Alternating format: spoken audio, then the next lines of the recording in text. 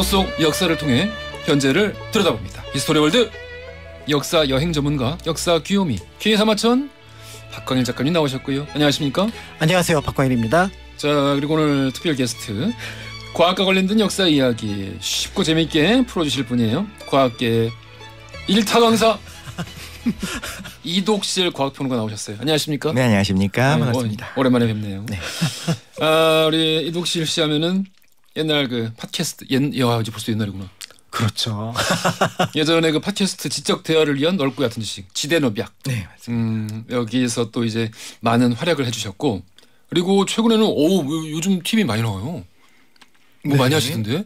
새로 하시는 것도 막 있고. 네, 맞습니다. 이것저것이 좀 있었습니다. 의욕적으로 이제 좀.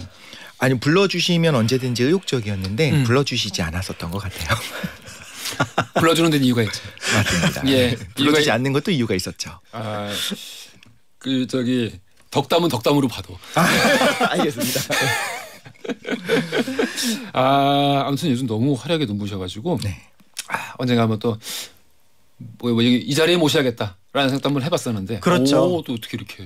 저 사실은 이제 이독실 선생님을 한동안 이제 못 만났었거든요. 우리 박광일 작가님이. 네네네. 예. 그러니까 예전에 이제 방송을 같이 했었었는데 그런데 최근에 갑자기 누리호 발사하는데 예. 그 채널을 쭉 틀다 보니까 얼굴이 보이고 그걸 해설을 하시더라고요. 그래서 평소에 보였던 조금 모습보다 더 진지해갖고 좀 깜짝 놀라긴 했는데 그래서 덕분에 또 오랜만에 생각을 할 수 있게 되었습니다. 우리 그럼 다 아는 사이네 이제. 네, 맞습니다. 아이고 편하게 즐겁게 또 워낙 하시는 건 잘하시니까 즐거운 마음으로 해주십시오. 그래 이제 듣는 분들도 함께 즐거우니까. 자, 우리 역사 코너. 방금 뭐 얘기 나왔습니다만은 뭐 누리호 이야기도 있을 거고요. 네. 관련해서 오늘 주제 우리 역사 속 세계를 깜짝 놀라게 만든 과학기술, 과학혁명 이야기 나눠볼 겁니다. 누리호 성과를 한마디로 표현하자면 뭘까요? 이제 돈이 되기 시작했다. 돈이 된다. 상업적 성공까지 이뤘다라고 볼 수 있을 것 같습니다. 이제는 돈이 되기 시작했다. 네. 단순히 우리가 이런 기술을 가지고 있다라고 하는 걸 보여주는 거는 지난 2차 발사에도 충분했었던 것 같고요. 이제부터는 정말 하려고 하는 것들이 왜 이렇게 돈을 들여서 저런 걸 하냐라고 하는 비판이 분명히 있습니다. 왜냐하면 정말로 위성을 띄우는 것만 생각하자면 다른 나라의 어떤 발사체를 사용하는 게 더 나을 수도 있거든요. 예. 근데 그것이 아니라 우리가 어떤 국방을 포함한 여러 가지 이거 기술이 있고 없고는 엄청난 차이가 있어요. 그런데 거기를 넘어서서 돈까지 우리가 할 수 있고 우주에 있어서 우리의 산업이 이제 발전할 수 있다라는 거를 대외적으로도 보여준 것 같아요. 국가가 가지고 있는 것보다 어떤 기업이 이런 기술이 있다라고 할 때 외국에선 또 그걸 더 좋게 보지 않습니까? 예. 그런 부분에 있어도 우리 잘하고 있다. 난 진짜 벅차더라고. 그러니까 저는 사실은 이 장면을 보고 진짜 벅차했을 분이 계실 것 같아요. 누구요? 문종. 벅차시기에 너무 거리가 좀 있나요? 예. 그렇지만 지금 얘기하신 거하고 일맥상통한다고 보여지거든요. 그래요? 사실은 이제 그 화약이라고 하는 게 중국에서 처음 발견됐을 때는 이게 예. 군사용 목적으로 쓰이지 않았었어요. 놀이용이라든지 이런 용으로 많이 썼었습니다. 물론 이제 군사용 목적으로 일정 부분 쓰긴 했었지만 원나라 때. 그렇지만 이거를 말 그대로 상용, 현실에서 쓸 수 있도록 만들었다는 점. 무엇보다도 기존에 화포라고 하는 것들이 그냥 쇳덩어리 돌덩어리 날리는 거였는데 그거를 넘어서는 수준의 어떤 의미에서 보면 지금의 로켓 수준의 모습을 처음 만들어냈던 게 문종의 화차였잖아요. 예, 화차. 그렇다면은 그것이 당신은 돈이라는 관점으로는 설명할 수 없지만 실용적인 관점에서 큰 성공을 거두었는데 내가 15세기에 이렇게 이룬 것들을 또 몇백 년 동안은 그걸 못 쫓아갔잖아요. 그러다가 다시 어느 순간 나의 후손이었던 대한민국 사람들이 드디어 또 세계 사람들하고 같이 내가 그랬던 것처럼 어깨를 겨누는구나 이렇게 생각을 한다면 즐거워하지 않을까. 아니 우리 뭐 물론 이제 현대로 들어와서는 네. 많은 돈이 투입되고 그러다 보니까 우리가 이제 명백한 후발주자였는데 전 너무 벅차더라고요. 이렇게 수많은 기계들을 병렬 직렬로 이렇게 연결한 그런 이 발사 시스템에서 오류 하나라도 나오면은 정말 이제 잘못되는 건데 어떻게 왜 저기 뭐 그 윈도우 타임이라 그러던가 정확한 그 시간대도 어떻게 미리 예측하는지도 난 그 원리도 모르겠고 어떻게 거기에 또 그 위성 발사체를 딱 그 정확한 위치에 올려가지고 서로 부딪히지 않게. 그러니까요. 이거 타이밍도 저는 정말 너무 감동했어요. 그 말도 예쁘죠. 하늘이 열리는 시간. 하늘이 열리는 시간. 그리고 그 궤도 자체도 황혼궤 무슨 그 윈도우 타임이 하늘이 열리는 시간이라고 표현하시는 거군요. 맞습니다. 하늘이 열려서 이게 이독신이구나. 다른 것들과 이제 충돌하지 않도록 그 시간을 딱 맞춰야 됩니다. 이렇게 멋지고 예쁘게 표현하실 줄 몰랐어요. 일몰 황혼궤도를 돈다라고 하는 것도 너무 그게 예쁘죠. 너무 좋다. 그게 그러니까요. 1399 쓰시는 분이 대박. 독실님 너무 반가워요. 목소리 완전 그대로시다. 오. 반갑습니다. 감사합니다. 어때요? 한참 그 지대논비약 하던 때랑 지금이랑 목소리가 언제가 더 나은 것 같아요? 그때는 사실 뭔가를 만드는 걸 많은 분들이 듣는다라고 생각을 하기보다는 원래 그렇게 하고 내가 너무 말을 과하게 하면 안 돼라고 하고 들어가지만 이야기를 하다 보면 거의 빠져들잖아요. 그럼 나도 모르게 그냥 이 사람 친구니까 정말 이 사람에게 물어보고 싶은 걸 막 물어봤어요. 그러고 나서 이제 그걸 듣는 분들은 좀 불편하셨던 부분이 있을 것 같아요. 이제는 좀 청취자분들을 같이 고려해서 적절하게 하지만 너무 궁금한 또 끼어들긴 합니다만 그게 좀 바뀐 부분이 있습니다. 독실님 우리 그 과학 얘기해줄 때 나는 너무 매번 좋았었고 딱 한 번 나도 화가 났었어요. 방금 말씀하신 맥락에서 니체 때. 니체. 나 진짜 열받더라고. 내가 가서 얘기해주고 싶다고. 그거 아니라고. 많은 분들이 그 부분을 말씀하셨었죠. 답답해가지고. 아무튼 하겠습니다. 자, 우리 그래서 우리 과학기술, 과학혁명 이야기 우리 작가님부터 오늘 시작을 해볼게요. 네, 제가 먼저 이제 말씀을 드리도록 할 텐데 아까 이제 하늘이 열리는 시간이라는 표현이 정말 마음에 들었었는데요.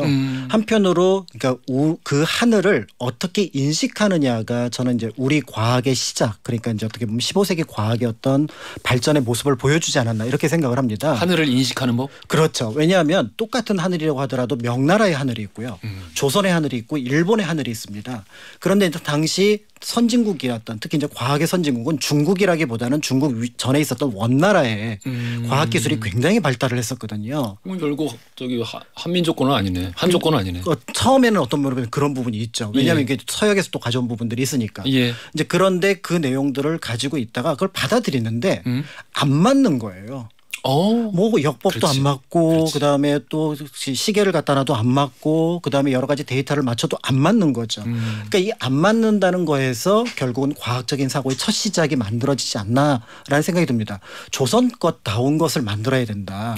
이 생각이 이제 우리가 알고 있는 세종 시기의 과학과 같은 그러니까 어떤 의미에서 보면 현재의 의미로서의 혁명이라는 이름까지는 붙이기는 어렵지만 그래도 15세기의 그 조선의 과학 수준은 조선의 니담이 평가할 때 중국을 압도한다라고 평가하는 우리 역사에서 유일한 시기였거든요. 세종대왕 시기가. 그렇죠. 근데 어떻게 보면 또 약간 동시에 위험한 발언 아닐까요? 왜냐면은 당시 시대 인식으로 시대의 어떤 그 시대 정신으로서는 천자 그러니까 결국 중국의 하늘이 모든 세상의 하늘인 것이고 그 주인은 황제인데 중국의 황제인데 근데 서로 역법이 다르니 우리의 하늘에 맞는 것을 새로 개발을 해야겠다. 하늘이 다르다는 말부터 벌써 불온해 보이는데? 그렇죠. 그런데 그 불온한 것들을 불온하다고 생각하지 않았던 시기입니다. 다르다라고 생각했던 거예요. 중국 입장에서는? 중국 입장에서 볼 때는 약간 기분 나쁠 수 있죠. 그러니까 이 부분이 사실은 이제 세종대 과학의 전반적인 흐름이 바로 뭐냐면 다르다 해서 시작을 하는 거예요. 다른데 그 다른 게 뭐냐면 내가 그쪽에 맞출 건지 나에 맞는 것을 만들어낼 건지. 예를 들어 그게 우리가 훈민정음 해례복을 보면 국지어음 이호 중국. 나란 말이 중국에 달라.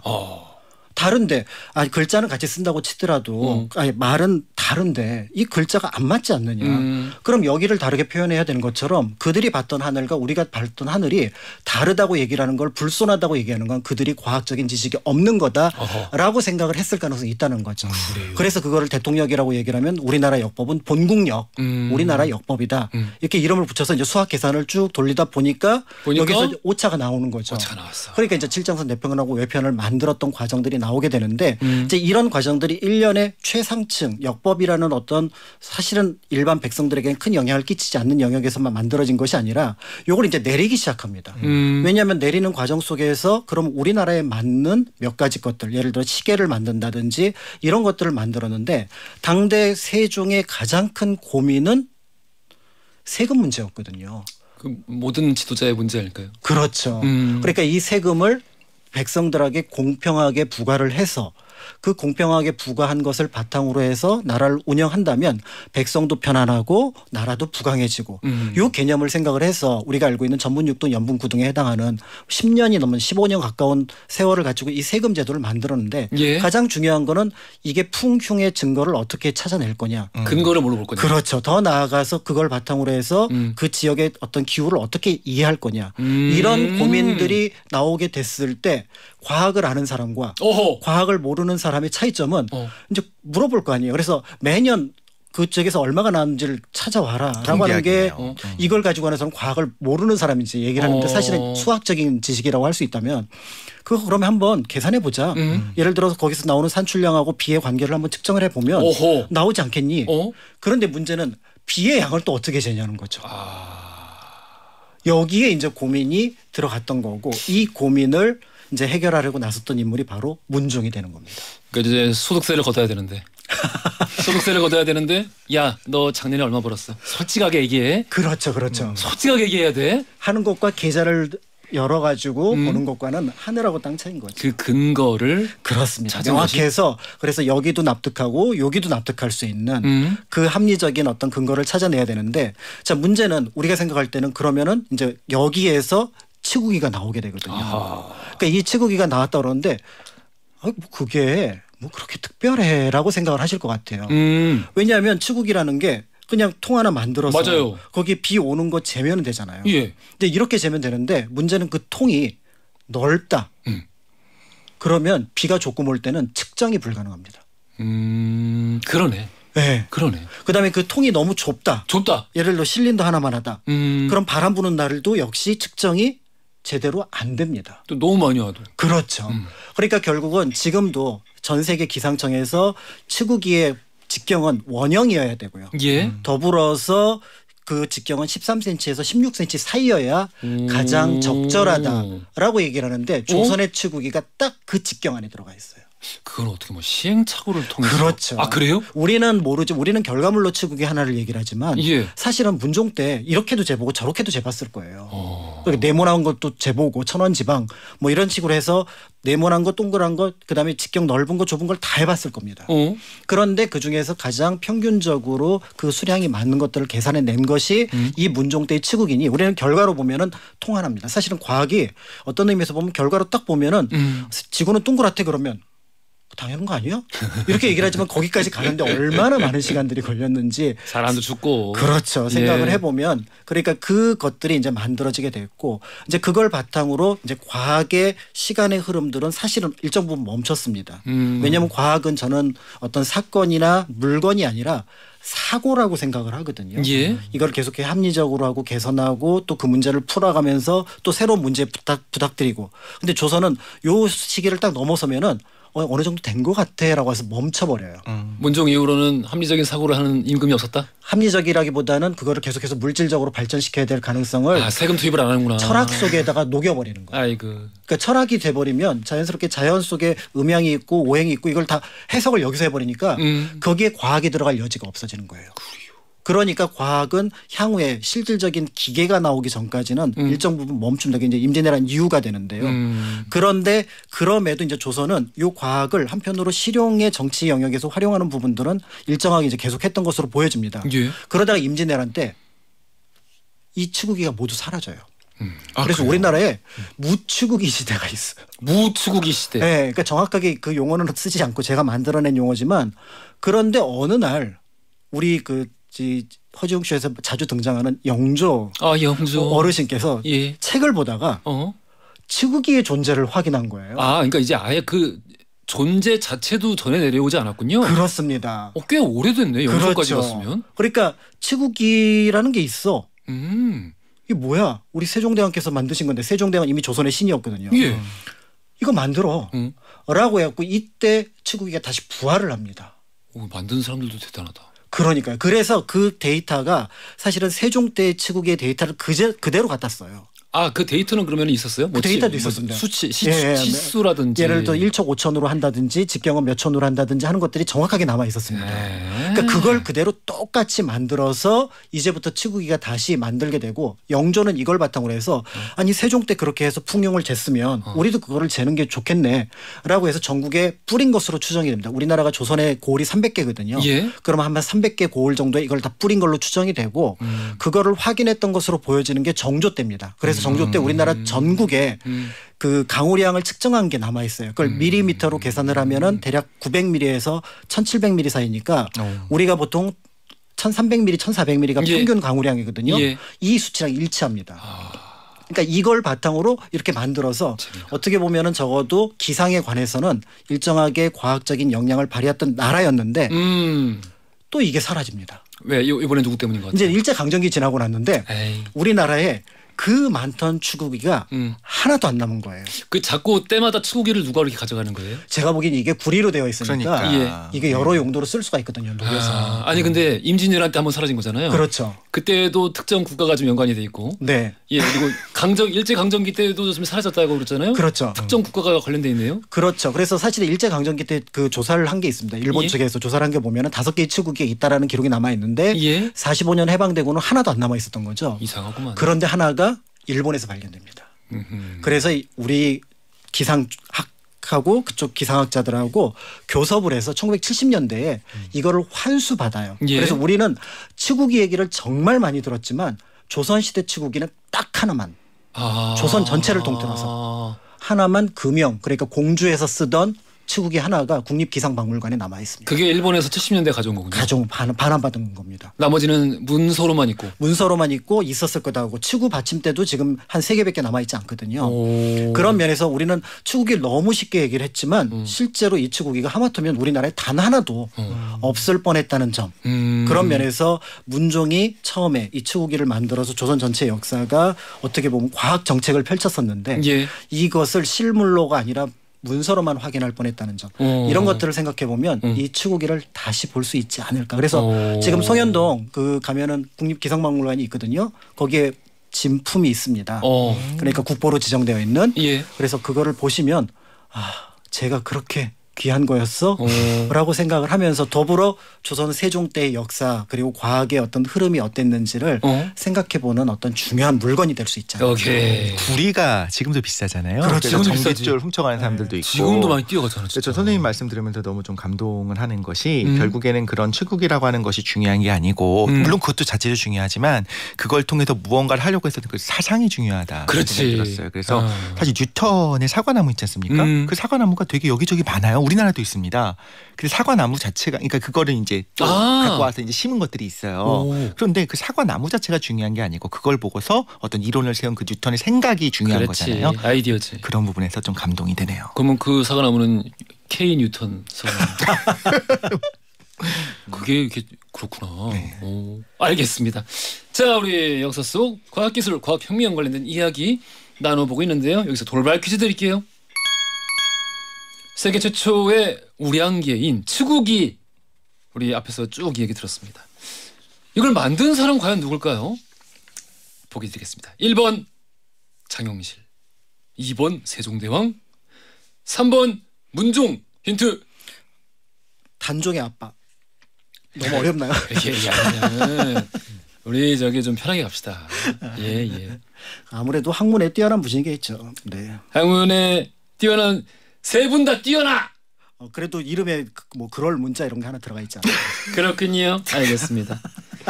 자, 정답하시는 분들 짧은 건 50원, 긴 건 100원이 드는 문자 샵 1035번이나 무료인 글로 보내주세요. 추첨 통해 선물 보내드릴게요. 좀 더 오래 사셨으면 좋았을 텐데. 그러니까요. 예, 이분 진짜 오래 사셨으면. 너무 애통해해서. 아니 그러니까 사람이 너무 슬퍼하면 진짜 그렇게 빨리 죽어요. 네, 그것 때문에 나중에 이제 조선에서 너무 슬퍼하지 못하도록 제도를 만듭니다. 조금만 더, 한 10년, 20년만 더 오래 사셨어도 네. 역사가 좀 많이 달라지지 않았을까 싶습니다. 두 번째 달에 얼음 연못 들으면서 3부로 갈게요. 허지용 쇼.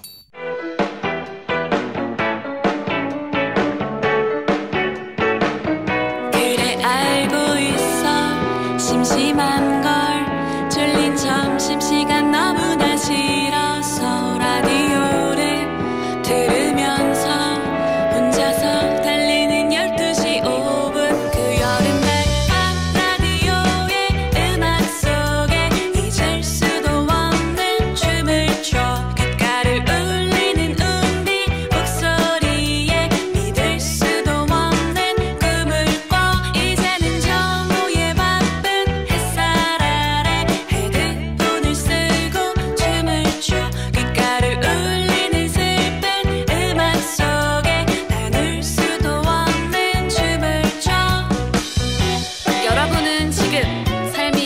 행복해지는 순간 허지웅 쇼를 듣고 계십니다. SBS Love FM.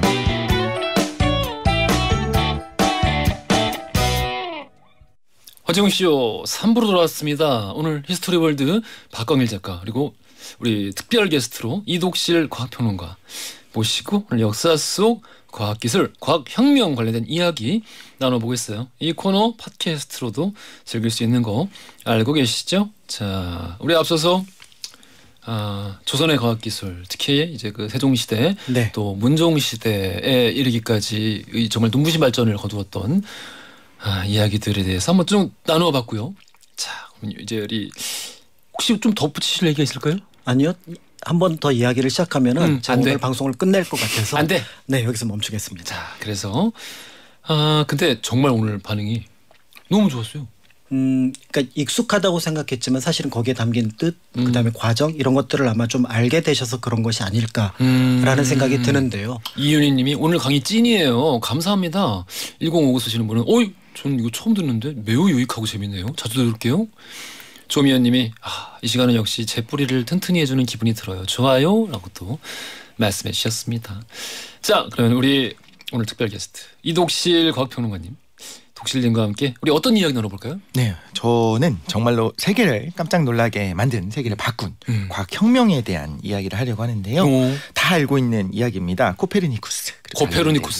천동설이 지동설로 바뀌게 된, 그리고 종교 재판의 과정까지도 짧은 시간이지만 훅 하고 지나가면서 왜 그러냐면 이 주제가 과학사에서 대단히 중요하고 정말 의미가 있고 그럼에도 불구하고 오해도 좀 많이 있어요. 그리고 그 오해가 조직적으로 만들어지기도 하고 여전히 좀 신념화되어 있기도 합니다. 신념화되어 있다고? 네, 어떤 오해가 누군가에겐 그게 또 편안할 수가 있는 거예요. 그래서 그런 부분들을 다뤄보려고 하는데 미리 좀 말씀드리고 싶은 게 제 이독실, 저는 개신교입니다. 가톨릭을 옹호하는 게 아니라는 것도 미리 말씀을 드리고 싶습니다. 이게 종교 얘기가 나오는구나. 맞습니다. 종교 재판에 대한 이야기 나오고 많은 분들이 생각할 때는 어떤 종교가 합리성으로 무장한 그 과학을 탄압했던 그 사건으로 이제 받아들이는 경우가 있는데 천동설에서 지동설로 바뀌는 과정이 그렇죠. 그런데 그게 생각보다 복잡합니다. 복잡하다. 네, 그리고 그거보다는 조금 더 감정 싸움에 가깝다. 내부의 어떤 알력 싸움에 가깝다라는 말씀을 좀 드리고 싶습니다. 그래서 그날의 진실 과연 어떤 것인지 한번 같이 이야기하면 좋겠습니다. 예. 들어보겠습니다. 네. 사실 우리가 다 알고 있지만 디테일은 좀 모를 수 있다는 거예요. 예를 들면 지금 초등학생을 만났어요. 야, 천동설이 맞아, 지동설이 맞아? 그러면 무슨 소리예요? 지동설이죠. 천동설이 뭐예요? 막 지구 평평설도 아니고 이렇게 웃는데 생각해 보면요, 천동설 그렇게 허술하지가 않아요. 그냥 뭐 도나보지, 뭐 딱 보니까 그러네 이러면은 사실 오랜 시간 동안 그렇게 받아들여지기 어려웠을 겁니다. 그래서 중세 시대 그 사람들의 지적 수준은요, 우리보다 동일하거나 저보다 높았을 겁니다. 굉장히 지적 수준이 높은 사람들이에요. 왜냐면 이제 끼워 맞추다 보니까 그렇죠. 예, 본인들이 가지고 있는 교리를 예전 이제 뭐 철학자들의 이야기를 빌어와서까지 뭐 소크라테스부터 아리스토텔레스 특히 플라톤 가져와서 끼워 맞추다 보니까 논리력이며 이 수사학이며 이런 게 미치도록 너무 뛰어나 똑똑해. 네. 그래서 오히려 약간 디테일에 너무 집착하는 경향도 나타날 수가 있는 거죠. 그렇죠. 근데 중세보다 훨씬 전부터 이미 1년이요. 365.251임을 알고 있었습니다. 이런 것들도 사실 생각해보면 생각하기 쉽지 않거든요. 저는 몰라요. 그걸 잴 수가 있는 게 아닌데 어떻게 알지? 이미 다 알고 있었고 태양이 움직이는 황도, 그리고 달이 움직이는 건 이제 백도, 이거 다 알고 있었고요.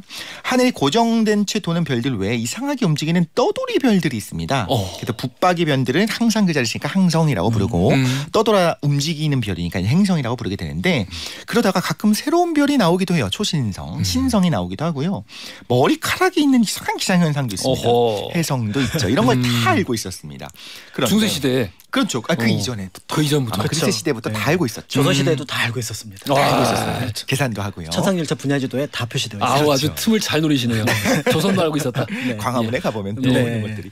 근데 이 모든 것을 설명할 수 없었다면요. 만약에 설명 가능한 무슨 이론이 나온다면 바로 이전의 이론은 폐지되고 다음 이론이 받아들여지게 정상인데 모든 걸 합리적으로 설명할 수 있는, 말하자면 지동설이 나왔는데 사회가 귀를 막고서 몰라 말하지 마, 안 들을 거야, 이런 거가 아니라는 겁니다. 그래서 생각하는 것처럼 쉬운 그 말도 안 되는 과정은 아닌 거고요. 그러니까 우리가 이제 쉽게 생각했을 때 기존에 가지고 있었던 이미지 선입견은 누군가 이제 지동설을 얘기했어. 이를테면 갈릴레이예요.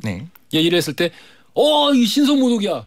듣기 싫어. 아니야, 난 그거 안 믿을 거야. 네. 말도 안 돼. 이렇게 했을 것 같은데. 아주 합리적인데도 불구하고. 근데 이게 아니다. 그렇죠. 그렇지 않다라는 걸 말씀드리고 싶어요. 그래서 이걸 알려면 천동설, 엄밀하게 이제 프톨레마이오스의 천동설이 어떤 건지 그리고 한계가 뭐였는지 그 한계를 설명할 수 있어야 다음 이론인 거잖아요. 그거는 좀 알아야 되는데 지동설은 또 왜 어떻게 이 주장이 나왔지? 근거가 뭐지? 그리고 왜 그게 안 받아들여졌지? 그거가 어떤 건지 말씀하신 것처럼 좀 생각해 볼 필요가 있다라는 겁니다. 그리고 모든 사제가 당시에 전부 다 천동설이 맞다고 믿었는가? 모든 아니지. 세속학자들이 타 지동설이 맞다고 믿는 것도 아니거든요. 아니지. 단순하지 않았다는 겁니다. 그래서 일단 밤에 누워서 하늘을 바라보게 되면 시간이 지나면 어떤 일이 벌어지냐면요. 잠이 한번 오지요. 잠이 옵니다. 맞습니다. 예. 타임랩스 영상을 한번 보시면요. 너튜브 같은 데서 타임랩스 밤하늘 타임랩스 검색하면요. 뭐가 보이냐면 구름이 막 움직이는데 분명히 누가 봐도 구가 움직여요. 천구가 움직입니다. 맞아.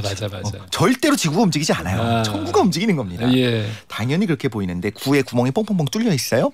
그 구멍으로 천국의 빛이 쏟아져 들어옵니다. 그 균열을 우리가 별이라고 부르는 거예요. 이게 아리스토텔레스부터 시작해서 너무 당연한 겁니다. 근데 날씨도 변하고 땅도 변하고 지진도 일어나고 화산도 일어나잖아요. 예. 하늘은 안 변하죠. 불변하죠. 그러니까 달을 기준으로 천상계랑 지상계를 구분을 하기 시작한 거예요. 달 윗세계는 천상계고요. 달 밑세계는 지상계고 서로 다른 물리적 법칙이 지배하는데 여기까지 들어보면 너무 그럴듯하죠. 예. 이걸 어떻게 아니라고 얘기할 수 있겠습니까? 이게 아리스토텔레스의 우주관인데 설명해야 되는 것들이 있어요. 예. 아까 말씀드린 것처럼 떠돌아다니는 별들 왜 있지? 움직이니까 행성이라고 이름 붙였는데 천구가 아니라 지구를 도는 거예요. 그 아까 그 수정구에 붙어 있는 게 아니고 지구 주변을 도는 겁니다. 그런데 가끔 이 별들이요 거꾸로 가요. 무슨 말이냐면 계속 서쪽에서 동쪽으로 움직이는데 매일매일 관측을 하면요. 그러다가 언젠가 갑자기 동쪽에서 서쪽으로 움직이는 거로 보일 때가 있어요. 이 역행을 설명을 해야 됩니다. 로마 제국의 알렉산드리아에 있던 학자인 프톨레마이오스가 예. 알마게스트라고 하는 천문학 서적을